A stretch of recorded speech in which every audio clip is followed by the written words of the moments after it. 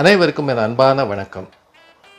தமிழ் மொழியின் உன்னதமான கலையான பட்டிமன்றம் பல்லாண்டு காலமாக தமிழ் மக்கள் மத்தியில் மிகவும் மிகவும் பிரபலமாக இருந்து வருகிற ஒரு பேச்சுக்கலை, நிகழ்த்துக்கலை.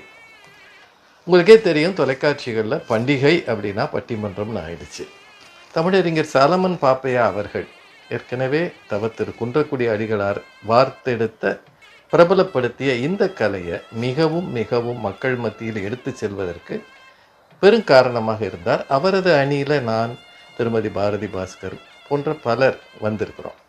இந்த பட்டிமன்ற கலையை அமெரிக்க மண்ணில் வளர்ப்பதற்கு நக்கீரர் பட்டிமன்ற குழு என்கிற அமைப்பு மிகச்சிறப்பாக திரு ஜேசு சுந்தரமாறன் அவர்கள் தலைமையில் இயங்கி வருகிறது.